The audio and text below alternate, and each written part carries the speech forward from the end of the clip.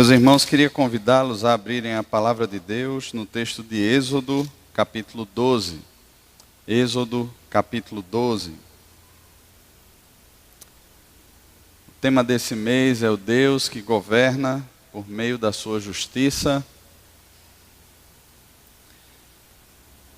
E aqui em Êxodo 12 nós vemos como Deus manifesta a sua justiça e como essa manifestação da justiça de Deus nos serve como base e nos serve como essa mola propulsora para toda a definição de justiça que há na Bíblia e para a nossa perspectiva de justiça também. Não é a justiça segundo os padrões dos homens, não é a perspectiva da teologia da libertação, de justiça social, ou qualquer outro tipo de justiça, mas é a manifestação da justiça de Deus, como Deus percebe, como Deus trata a justiça e como Deus revela essa justiça ao seu povo. Êxodo capítulo 12, nessa manhã, que no calendário cristão, que também no calendário, não no calendário judaico, porque eles não celebram a ressurreição, mas celebram a Páscoa judaica, e para nós é o domingo da ressurreição de Cristo, como cristãos. Êxodo capítulo 12 nos diz assim a palavra do Senhor. Disse o Senhor a Moisés e a Arão na terra do Egito: Este mês vos será o principal dos meses, será o primeiro mês do ano. Falai a toda a congregação de Israel, dizendo: Aos 10 deste mês, cada um tomará para si um cordeiro, segundo a casa dos pais, um cordeiro para cada família. Mas se a família for pequena para um cordeiro, então convidará ele o seu vizinho mais próximo, conforme o número das almas, conforme o que cada um puder comer. Por aí calculareis quantos bastem para o cordeiro. O cordeiro será sem defeito, macho de 1 ano. Podereis tomar um cordeiro ou um cabrito, e o guardareis até o 14º dia deste mês, e todo o ajuntamento da congregação de Israel o imolará no crepúsculo da tarde. Tomarão do sangue e o porão em ambas as ombreiras e na verga da porta, nas casas em que o comerem. Naquela noite comerão a carne assada no fogo, com pães asmos e ervas amargas a comerão. Não comereis do animal nada cru, nem cozido em água, porém assado ao fogo, a cabeça, as pernas e a fressura. Nada deixareis dele até pela manhã. O que, porém, ficar até pela manhã, queimá-lo-eis. Desta maneira o comereis. Lombos cingidos, sandálias nos pés e cajado na mão. Comê-lo-eis à pressa, é a Páscoa do Senhor. Porque naquela noite passarei pela terra do Egito e ferirei na terra do Egito todos os primogênitos, desde os homens até os animais. Executarei juízo sobre todos os deuses do Egito. Eu sou o Senhor. O sangue vos será por sinal nas casas em que estiverdes. Quando eu vir o sangue, passarei por vós, e não haverá entre vós praga destruidora, quando eu ferir a terra do Egito. Este dia vos será por memorial, e o celebrareis como solenidade ao Senhor. Nas vossas gerações o celebrareis por estatuto perpétuo. 7 dias comereis pães asmos. Logo ao primeiro dia tirareis o fermento das vossas casas, pois qualquer que comer coisa levedada, desde o primeiro dia até o 7º dia, esta pessoa será eliminada de Israel. Ao primeiro dia haverá para vós outros santa assembleia. Também ao 7º dia tereis santa assembleia. Nenhuma obra se fará nele, exceto o que diz respeito ao comer. Somente isto podereis fazer. Guardai, pois, a festa dos pães asmos, porque neste mesmo dia tirei vossas hostes da terra do Egito. Portanto, guardareis este dia nas vossas gerações por estatuto perpétuo. Desde o dia 14 do primeiro mês até a tarde, comereis pães asmos, até a tarde do dia 21 do mesmo mês. Por 7 dias não se ache nenhum fermento nas vossas casas, porque qualquer que comer pão levedado será eliminado da congregação de Israel. tanto peregrino como natural da terra. Nenhuma coisa levedada comereis. Em todas as vossas habitações comereis pães asmos. Chamou, pois, Moisés todos os anciãos de Israel e lhes disse: escolhei e tomai cordeiros segundo as vossas famílias e imolai a Páscoa. Tomai um molho de isopo, molhai-o no sangue que estiver na bacia e marcai a verga da porta e suas ombreiras com o sangue que estiver na bacia. Nenhum de vós saia da porta da sua casa até pela manhã, porque o Senhor passará para ferir os egípcios. Quando vir, porém, o sangue na verga da porta e em ambas as ombreiras, passará o Senhor àquela porta e não permitirá o destruidor que entre em vossas casas, para vos ferir. Guardai, pois, isto por estatuto para vós e para vossos filhos, para sempre. E uma vez dentro da terra que o Senhor vos dará, como tem dito, observai este rito. Quando vossos filhos vos perguntarem: que rito é este? Respondereis: é o sacrifício da Páscoa ao Senhor, que passou por cima das casas dos filhos de Israel no Egito, quando feriu os egípcios e livrou as nossas casas. Então o povo se inclinou e adorou, e foram os filhos de Israel e fizeram isso, como o Senhor ordenara a Moisés e a Arão, assim fizeram. Amém. Vamos orar, irmãos? Senhor, pedimos, Pai, mais uma vez aqui, por Tua graça, por Tua misericórdia sobre nós, que o Senhor nos abençoe, que o Senhor nos conduza à compreensão da Tua palavra e a vivermos para a Tua glória, Pai, no nome de Jesus. Amém. Meus irmãos, nós temos aqui a concretização de uma promessa que foi feita a Abraão. Nós encontramos isso lá em Gênesis 15, dos versículos 13 e o versículo 14, onde Deus promete que levaria o seu povo para uma terra e esse povo seria escravo por 400 anos.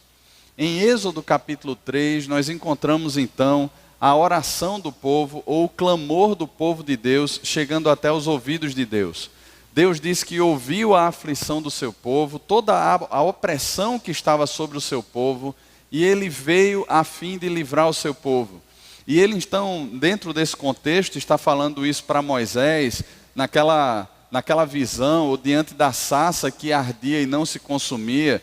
E Deus comunicava isso a Moisés, e Deus estava levantando Moisés como um tipo de Cristo dentro desse cenário, para libertar o seu povo da escravidão, para tirar o seu povo do Egito, para conduzir o seu povo ao propósito que Deus já havia determinado, que era a terra da promessa. Entretanto, mesmo Moisés sendo um tipo de Cristo, Moisés jamais poderia se colocar entre Deus e o povo como sendo o sacrifício pelo pecado do povo. E nós sabemos bem que dentro de toda a teologia bíblica, para existir a remissão dos pecados, é necessário o derramamento de sangue. Então, algo precisava acontecer, algo precisava ser estabelecido por Deus ali, como que fazendo parte desse processo de justificação do povo, para que ele pudesse sair da terra do Egito. Então, Deus ele vai se revelando, e isso é tremendo, porque em meio a todo aquele processo de Moisés ir diante de Faraó, com Arão ali, e anunciar a sentença de Deus, caso Faraó não deixasse o povo ir, aquelas 10 pragas que Deus lança, em cada ida de Moisés, nós percebemos Faraó com o coração cada vez mais endurecido, e as penalidades sobre o povo hebreu, elas aumentavam. Os castigos aumentavam, a ponto do próprio povo começar a questionar todo esse processo de uma possível libertação. A gente percebe o coração de Faraó cada vez mais endurecido, e é interessante que há um propósito muito claro de Deus em todo esse endurecimento. A gente vê, por exemplo, como Paulo interpreta isso lá na sua carta aos Romanos, e ele diz que Deus endureceu o coração de Faraó, com a finalidade de que em Faraó, no Egito, fosse manifestado o seu poder, o poder de Deus. Então Deus faz questão de, ao mesmo ponto em que as pragas são anunciadas, a endurecer o coração de Faraó, porque em todo aquele processo o poder de Deus estava sendo revelado, tanto para os egípcios, quanto para o seu próprio povo, quanto para as outras nações. Até porque quando eles chegam na terra de Canaã, eles não entram ali numa terra sem habitantes, sem moradores. Quando eles entram na terra de Canaã, eles têm a presença de outros moradores. Os cananeus, os heteus, os heveus, eles habitam a terra. E a notícia que se havia do povo de Israel é que o Deus de Israel havia abatido os egípcios, havia abrido o Mar Vermelho, aberto o Mar Vermelho, eles entraram na terra da promessa. Então, há um Deus por trás desse povo. Há um Deus que conduz esse povo, há um Deus que revela o seu poder. E a primeira coisa que eu queria pensar aqui com você nessa manhã é que tudo isso acontece num tempo determinado por Deus. Irmãos, e isso é muito relevante porque o nosso coração parece que é inimigo do tempo. Deus havia revelado a Abraão o tempo que aquele povo seria escravo na terra do Egito. Deus estava ouvindo a voz, o clamor do seu povo no momento que ele quis ouvir. Então, isso me faz entender que o tempo de Deus, e parece que a gente sabe dessas coisas, né, na nossa mente. Eu estava conversando ali com o Letinho antes do culto, e a gente falando sobre essa questão do tempo de Deus. Porque existem muitas coisas que elas enchem a nossa mente. E parece que há uma distância enorme entre aquilo que nós temos na nossa mente e aquilo que nós cremos de fato no nosso coração, ou a aplicação prática disso na nossa vida. E uma dessas questões é o tempo de Deus. Deus tem o tempo certo para todas as coisas. Deus tem a sua vontade muito bem estabelecida, e Deus jamais ele vai submeter a sua vontade às nossas querências, ou às nossas carências, ou aquilo que de alguma forma entendemos sobre ser o tempo propício para que alguma coisa aconteça na minha vida, seja ela boa, ou seja, num contexto de adversidade, a saída daquela adversidade. Deus tem um tempo certo. Deus tem um tempo determinado, irmãos, para cada coisa. E a grande questão que eu penso nesse estabelecimento do tempo de Deus, nessa confiança no tempo de Deus, na forma como Deus lida com a coisa toda, é que o nosso coração precisa aprender nessa caminhada de fé, nesse amadurecimento com Deus, nessa vida com Deus, a não apenas crer com a mente, mas depender de Deus com o coração. Depender de Deus com o coração. Porque, irmãos, é muito bom quando a gente fala sobre o tempo de Deus e a gente tem as coisas muito bem estabelecidas dentro de casa. Quando a gente tem as coisas funcionando bem dentro de casa. Quando a gente consegue perceber que as coisas estão caminhando. Mas quando a adversidade chega, quando o tempo da provação chega, quando muitas vezes as pessoas e até mesmo os ímpios se levantam e perguntam: o teu Deus aonde está? Parece que o nosso coração começa a descrer de todo esse processo, e nós vemos aí as escaladas de injustiça que são promovidas sobre a terra. É a minha forma de dar um jeitinho, de repente tentar um caminho paralelo. Não, mas você não sabe do que eu estou passando, você não sabe da crise que eu estou enfrentando. Então, olha, não é distante do caminho de Deus, mas é uma forma de talvez aí, ainda que eu não diga isso, mas ensinar Deus a ser Deus. É dar um empurrãozinho, uma tapinha na vontade de Deus, para que ela venha acontecer. Nós percebemos aqui um Deus que está atento ao clamor do seu povo. E no tempo certo, como lá em Êxodo capítulo 3, nós percebemos isso, ele vem para libertar o seu povo. Mas uma segunda coisa que eu percebo aqui é que, e parece ser bem óbvia, é que essa revelação de Deus, ela é dada ao seu povo. Essa manifestação de Deus, ela é dada ao seu povo. E o povo de Deus, ele traz consigo essa mensagem redentora, essa mensagem da redenção. Não são os egípcios que estão ouvindo a voz de Deus, ainda que eles estejam ouvindo pela boca de Moisés e Arão a sentença das pragas, daquilo que Deus está usando para julgar os egípcios, mas não são os egípcios que estão ouvindo a voz de Deus como sendo o povo de Deus. Todo o processo de Deus aqui é revelado ao seu povo, e nós conhecemos a palavra de Deus, nós conhecemos a vontade de Deus, e da mesma forma, essa palavra de Deus, essa vontade de Deus, ela é revelada a nós, ela é dada a mim, a você, nesse processo de revelação, que é muito mais do que um assentimento mental, mas é algo que nós compreendemos pela fé em Cristo Jesus, é algo que enche o nosso coração. Então, Deus estava mostrando para o seu povo que havia um caminho e um processo para que esse povo experimentasse a verdadeira libertação. Rapaz, eu não me dou bem com esse microfone aqui, me dê licença. Então, havia um processo e uma forma de Deus lidar com o coração e com a opressão que aquele povo estava vivendo.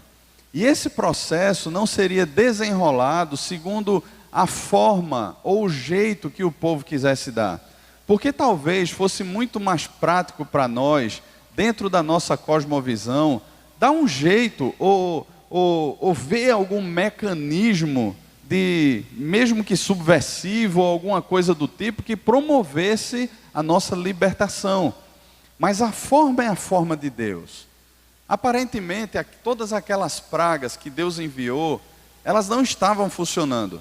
Talvez o povo de Israel estivesse até percebendo tudo aquilo ali, dizendo assim, olha, por mais pragas que se cheguem, por mais coisas que Deus lance, o coração de Faraó se torna mais endurecido e a gente não sai daqui, pelo contrário, as coisas só pioram para nós.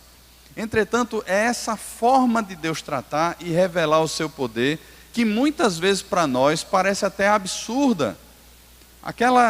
Uma vez eu estava conversando com uma pessoa e a pessoa fez assim, olha, eu tenho orado tanto a Deus, pedindo paciência a Deus, pedindo domínio próprio a Deus, mas está difícil, porque a minha sogra, ou porque os meus filhos, ou porque o meu vizinho, ou porque a pessoa lá com quem eu trabalho, parece que as coisas vão piorando, as perseguições vão se intensificando.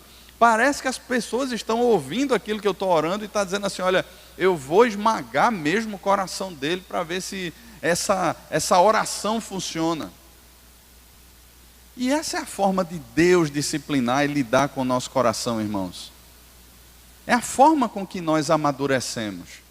Não é a ausência de conflitos que nos faz amadurecer, mas é muitas vezes em meio aos próprios conflitos, em meio àquilo que o nosso coração tanto quer, mas que de alguma forma parece não chegar. É em meio, parece que no último toque, no último momento, quando a gente olha e diz assim, olha, não tem mais o que fazer, está tudo perdido. Parece que a campainha vai tocar, o sino vai tocar ali, determinando que chegou o fim. Parece que nesses momentos, e é exatamente nesses momentos, parece que Deus vem. E isso tem um poder tremendo, porque revela ao nosso coração a nossa completa impotência diante das circunstâncias. A gente olha e se percebe completamente frágil, limitado, impotente. E era assim que o povo ia se percebendo dentro desse processo. O povo precisava aprender a depender de Deus, a confiar em Deus, a esperar em Deus.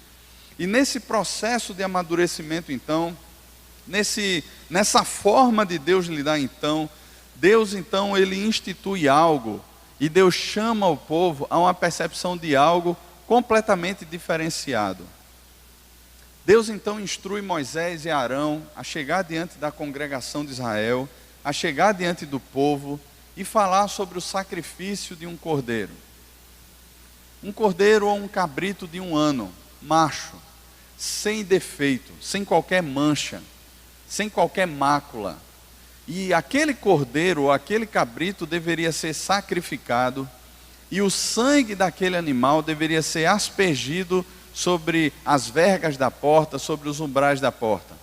Deveria ser aspergido e depois assado e depois comido aquele animal com ervas amargas e com pães sem fermento. Aquilo deveria ser como um sinal, porque Deus estaria enviando um exterminador, ou o seu anjo, que passaria sobre ou diante daquelas casas. E na casa que tivesse o sinal ou o sangue sobre a porta, aquele exterminador não entraria. E assim Deus estaria punindo aquilo que não era o seu povo, ou os egípcios. A sentença final de Deus, dentro desse processo de libertação do povo judeu do Egito, estaria sendo dada exatamente dessa forma. E é exatamente assim que acontece. O anjo do Senhor vem à noite e ele não entra nas casas que estão marcadas pelo sangue. Ele visita exatamente as casas que estão sem aquela marca do sangue, e há um grande pranto no Egito, ao ponto de Faraó ele gritar tão alto, prantear tão alto, e todo o Egito ouvir o pranto de Faraó.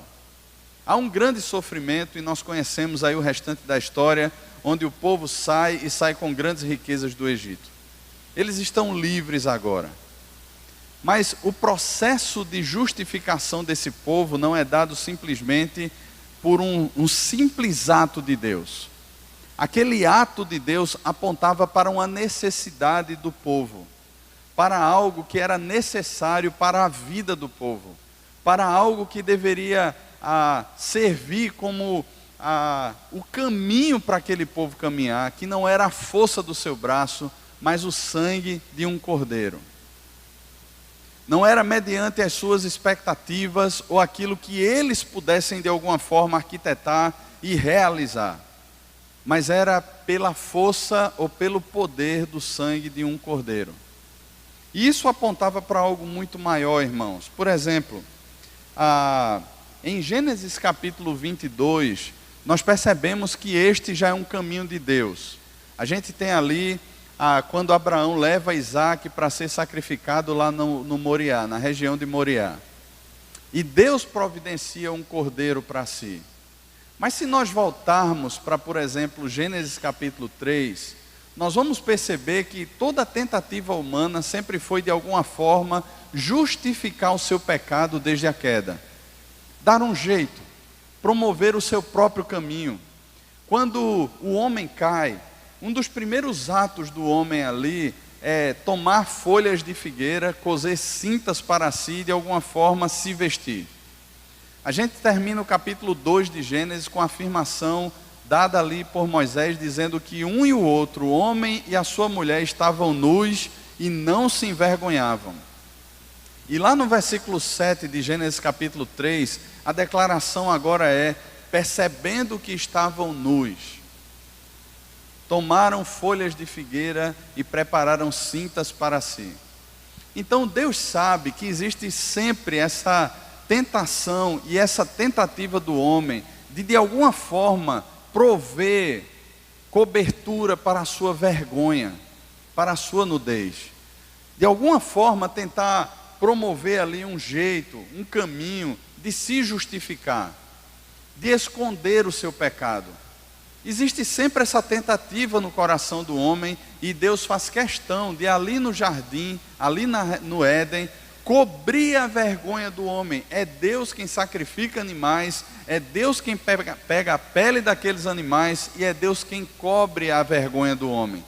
E é Deus que, por sua graça, faz questão de expulsar o homem daquele jardim e cercar aquele jardim com anjos, com espadas que se revolviam como que espadas de fogo, fechando o acesso do homem àquele jardim, para que o homem de alguma maneira não tentasse tomar a vida com a força do seu braço, não tentasse de alguma forma definir o seu caminho, definir a sua salvação, definir a sua justificação pela força do seu braço.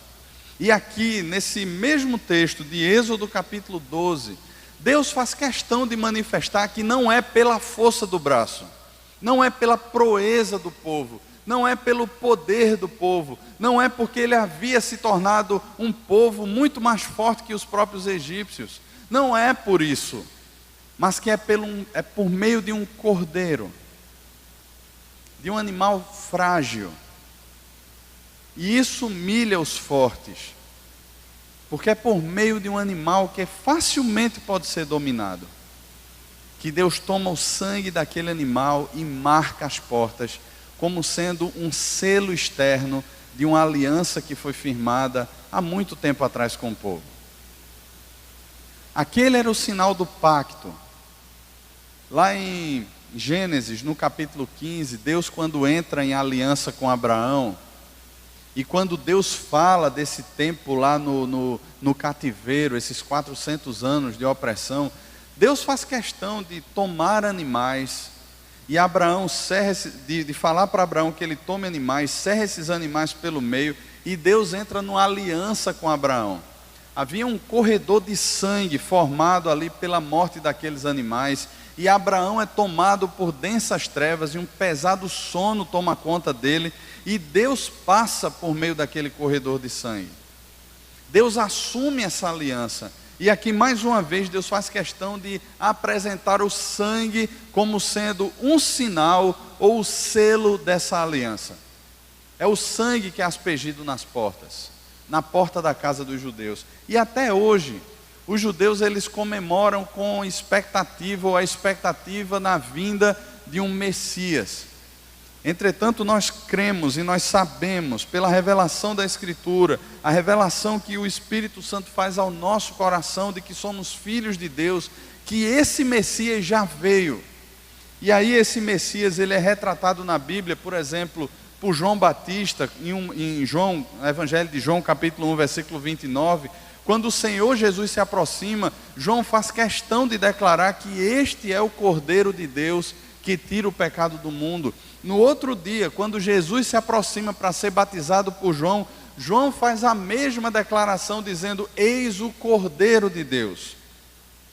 Na primeira carta aos Coríntios, o capítulo 5, versículo 7, o apóstolo Paulo, falando ali sobre aquele ambiente de pecado dentro da igreja, ele traz a visão de que o velho fermento ele já foi lançado fora, que nós somos agora como esse pão asmo, esse pão sem fermento, aquilo que contamina o pão foi lançado fora, e nós experimentamos dessa nova perspectiva. E ele diz: pois também Cristo, o nosso Cordeiro Pascal, ele foi imolado. Apocalipse capítulo 14, versículo 1, também fala sobre o Cordeiro de Deus, sobre Jesus como sendo esse Cordeiro que foi morto, mas que venceu, e se apresenta agora diante do seu povo. Sabe, irmãos, isso parece tão óbvio para nós, e isso é geralmente pregado em tantos domingos, tantos cultos que falam sobre a Páscoa. Entretanto, parece que descremos dessa realidade e vivemos como que atados, ou de alguma forma tentando pagar os nossos pecados. Eu não sei você, mas diversas vezes eu já me peguei assim. É como se o sacrifício de Cristo ele não fosse suficiente. E esse não é um problema da nossa geração. Por exemplo, quando Paulo escreve a sua carta às igrejas que estavam na região da Galácia, Paulo trata sobre um assunto que tem a ver com a justificação pela fé. Porque haviam os judaizantes que de alguma forma se aproximavam da igreja e tentavam dissuadir a igreja ou perverter a fé em Cristo Jesus, dizendo algo mais ou menos assim: olha, o sacrifício de Cristo ele é suficiente. Entretanto, é necessário que você também faça isso, aquilo, outro. Participe da circuncisão, cumpra os rituais judaicos, acrescentando algo, acrescentando alguma coisa a mais, a um fato que havia sido perfeito. Porque ali naquela cruz, quando Jesus derrama o seu sangue, e naqueles últimos momentos dele lá, antes dele expirar, a última palavra que Jesus lança é: está pago, está consumado, a dívida foi paga. O sacrifício apresentado por Cristo ali na cruz satisfez a ira de Deus. Entretanto, irmãos, é como que se de alguma forma a gente tentasse pagar aqui alguma coisa. É como se de alguma forma eu fosse um devedor, não naquele sentido de que nós somos devedores, mas percebemos o sacrifício de Cristo como que pagando os nossos pecados, mas como que se crêssemos disso, mas que vivêssemos ainda como que devendo a Deus, como que precisando pagar alguma coisa a mais a Deus, como que precisando fazer alguma coisa para que Deus de alguma forma nos aceitasse, como que precisando fazer alguma coisa para que Deus de alguma forma nos amasse mais.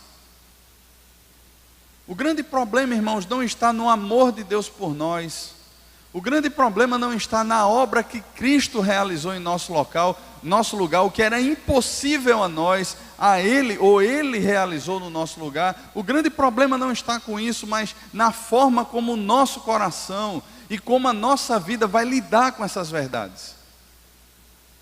Porque vivemos atados a pesos, porque vivemos atados a pecados, que em Hebreus capítulo 12 vai falar que tenazmente nos assediam e nos arrastam para longe de uma caminhada, que é a caminhada de Deus conosco. É como se esses pesos, esses pecados fossem como uma armadura que nos impedisse de correr a carreira da fé. É como se tudo isso de alguma forma pesasse sobre o nosso coração e a gente não pudesse desenvolver com toda a proeza, com toda a efetividade, a carreira que Deus nos propõe, porque estamos cheios de peso e de pecado. De alguma forma essas coisas estão atreladas em nós. Meus irmãos, eu não estou dizendo que a gente não deva tratar com os nossos pecados. Quando Paulo escreve a sua carta aos Romanos, ele levanta ali uma questão que poderia surgir na mente daquela igreja, e ele já está tratando, porque talvez algumas pessoas ali, carnais, imaturas, ou então até mesmo descrentes ali no meio, eles pudessem dizer assim: olha, então vamos pecar mais, porque a graça de Deus será ainda mais abundante sobre nós. E a resposta de Paulo é: de forma alguma. Como nós podemos permanecer no pecado, nós os que para o pecado já morremos? Porque, irmãos, há um dos aspectos mais lindos da teologia, é essa substituição do cordeiro. Porque aquele cordeirinho, quando foi morto e o seu sangue foi aspergido sobre aquela porta, ele estava servindo como um bode expiatório. Ele estava surgindo como um sacrifício substitutivo. Ele estava tomando nele toda a iniquidade daquela família, toda a iniquidade daquela casa, e sendo sacrificado, e por meio do seu sangue agora que foi colocado ali, aquela família se tornou agradável a Deus. Da mesma forma Cristo fez conosco. É por meio do seu sacrifício, é por meio da sua morte, que os nossos pecados são pagos. Deus, quando olha para Cristo naquela cruz, Ele percebe ali a mim e a você naquela cruz. E cada gota do cálice da ira de Deus é derramada ali sobre Cristo. Ele bebe cada gota daquele cálice da ira de Deus no nosso lugar. De modo que Ele assume aquilo que é minha natureza pecaminosa, Ele assume a minha morte, Ele assume a minha escravidão, Ele assume toda essa natureza do Egito que de alguma forma se impregnou no meu coração, que abraçou o meu coração. Ele toma tudo aquilo ali naquela cruz. E Ele agora me dá da sua vida. Ele me dá daquilo que é seu. Ele me faz experimentar essa verdadeira libertação, essa verdadeira vida, por meio do seu sangue derramado na cruz. Ele toma tudo aquilo que é meu, e Ele me dá daquilo que é dele. Ele me dá da sua justiça, Ele me dá da sua santidade, Ele me dá da sua graça, Ele me faz alvo do seu amor, Ele me reconcilia com Deus. A justiça de Deus, irmãos, ela é revelada numa cruz, por um cordeiro que foi morto, que foi entregue por nós, como propiciação pelos nossos pecados. A justiça de Deus é revelada numa cruz. Eis o Cordeiro de Deus, que tira o pecado do mundo. Você se sente de fato alguém que é livre? Você se percebe de fato como alguém que é alvo do amor de Deus? Quando Paulo, por exemplo, fala que nenhuma condenação há para os que estão em Cristo Jesus, você se percebe como sendo alvo desse amor? Você se percebe como alguém que foi alcançado pela justiça de Deus, e hoje você é justo, não porque você tem uma justiça intrínseca, porque você é bom, ou porque você faz alguma obra de bondade, ou tenta de alguma forma aplacar a ira de Deus, mas você percebe na cruz toda a sua injustiça sendo paga. Irmãos, não existe qualquer conceito de justiça nesse mundo que não parta da cruz de Cristo. Qualquer conceito acertado de justiça nesse mundo, ele deve partir da cruz de Cristo. Por mais bonito que seja o discurso de justiça social, disso ou daquilo outro, por mais bonito que seja o discurso, não há verdadeira justiça que não parta da cruz de Cristo, que não seja a partir da cruz de Cristo. E aí, meus irmãos, essa justiça que nós experimentamos em Cristo, ela nos faz povo de Deus. E talvez você esteja dizendo, tá, beleza, tem problema nenhum com isso. Mas essa justiça que foi aplicada a nós, ela é aplicada dia a dia nos nossos atos de justiça. Nós fomos feitos servos da justiça, escravos da justiça. Então, irmãos, quando o mundo pensar em justiça, o mundo deveria olhar para quem? Quando o mundo, de alguma forma, quando o seu vizinho pensar em justiça, ele deveria pensar em quem? Quem é a expressão da justiça de Deus lá no prédio que você mora? Quem é a expressão da justiça de Deus no trânsito de Recife? Quem é a expressão da justiça de Deus lá na faculdade? Quem é que não tem só o anúncio na boca, mas que tem como que essa justiça encarnada e manifestada nos seus atos mais simples, ou dos seus atos mais simples aos mais complexos? Quem? Perceba então que o nosso problema não é nem tanto com a teologia da justificação, ou da justiça de Deus aplicada em Cristo, mas é com a aplicação dessa teologia no nosso dia a dia. Porque, irmãos, é incrível isso, como nós cremos com a mente e temos uma dificuldade imensa de experimentar isso na prática. Como nós cremos nesse fator bíblico, nesse aspecto bíblico chamado comunhão, e ao mesmo tempo nós não conseguimos experimentar isso de forma prática. Como nós cremos na teologia da justificação, do justo que morreu pelos injustos, mas nós continuamos vivendo de alguma forma nesse mundo como pessoas injustas. Nós não somos plenos. Bem-aventurados os que têm fome e sede de justiça, porque serão saciados. É como se nunca fosse saciado e a gente sempre reputasse ao outro. A gente olha para os desmandos das instâncias, dos tribunais superiores, de tudo aquilo, a gente diz assim, injustiça, injustiça. Mas espera aí, você está falando de gente que está morta em delitos e pecados. De onde você acha que deveria ser, ou quem você acha que deveria ser a expressão da justiça de Deus sobre a terra? Pessoas que estão mortas em delitos e pecados. Eu não estou dizendo que não devam ser punidos, eu não estou dizendo que não deva haver justiça, eu não estou dizendo que não deva haver leis. Entretanto, irmãos, todas as instâncias, sejam elas judiciárias, sejam legislativas, sejam executivas, seja o síndico do seu prédio, qualquer pessoa que não conhece a verdadeira justiça, ela é corrompida pela injustiça do seu próprio coração. Logo, a justiça de Deus, ela se manifesta por meio daqueles que foram alcançados pela justificação da cruz de Cristo. Nós somos justos por causa da justiça dele. E essa justiça dele é aplicada em nós. E ela é expressa ao mundo por meio de atos de justiça. Por meio de pessoas que vivem como sendo justificadas, ou que foram justificadas por Deus. Que creem na verdade. e que vivem pela verdade,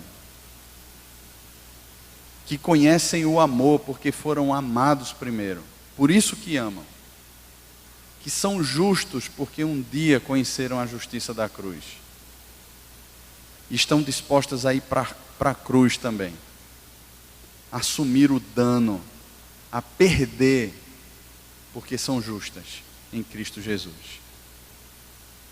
Que não simplesmente são cidadãos brasileiros e que vivem encantados ou desencantados com o país, mas que são cidadãos dos céus, porque a esperança não se limita simplesmente a mudanças transitórias ou a pseudos messias que se levantam como sendo redentores da nação e conseguem ludibriar a muitos superficiais ou meninos na fé que se apoiam nesses falsos messias.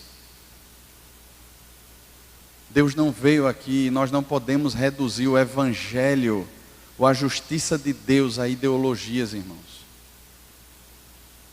Por mais bonito que o discurso possa ser, por mais a favor disso ou daquilo, se não conhece a justiça de Deus manifestada na cruz do Calvário em Cristo Jesus, se nunca experimentou dessa justiça, é tão injusto como qualquer porco que se revolve na lama e tem os piores discursos. Porque hoje, quando Deus revela a sua justiça na terra, Ele revela pela pregação do Evangelho em Cristo e de forma prática por crentes justificados na cruz e que vivem agora a justiça de Deus de forma prática.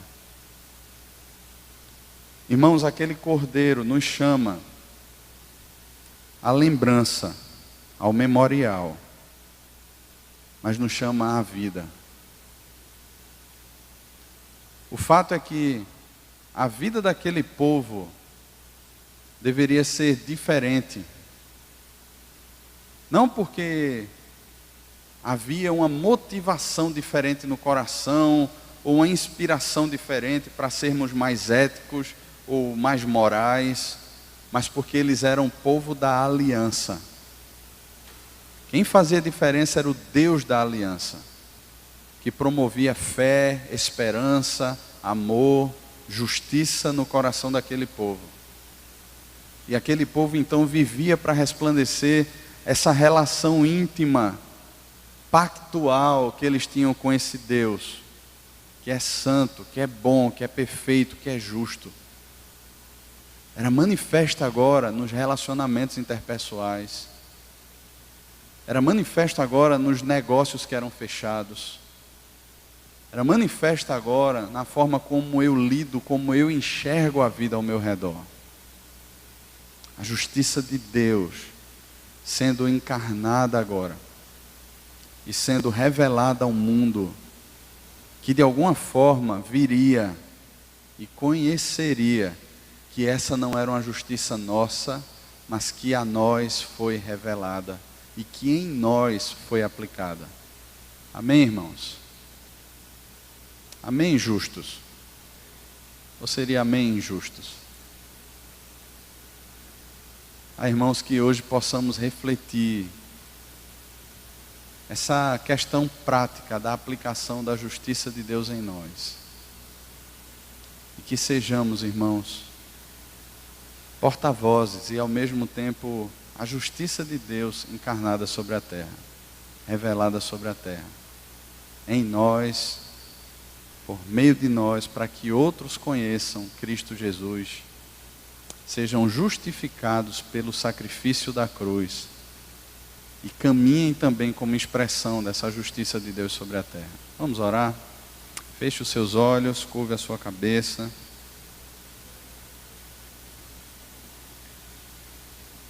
Senhor, agradecemos ao Senhor, Pai, porque o Senhor um dia revelou ao nosso coração a Tua justiça, e hoje nós somos justos por meio do sacrifício do Teu Filho.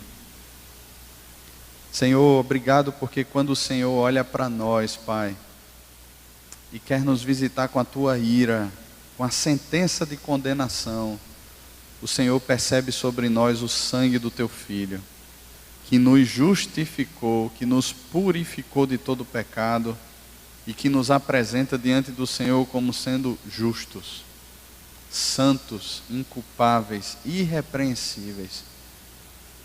Ao mesmo tempo, Pai, não queremos que isso apenas encha de conhecimento a nossa mente, mas que a gente viva uma vida, Senhor, justa para a Tua glória. E para que o mundo creia, para que o mundo conheça o nosso justificador, o Cordeiro de Deus que tira o pecado do mundo, o nosso amado Senhor Jesus. Nos abençoa assim, Pai, e assim o Teu nome seja glorificado na nossa vida, honrado e santificado na nossa vida. No nome de Jesus. Amém.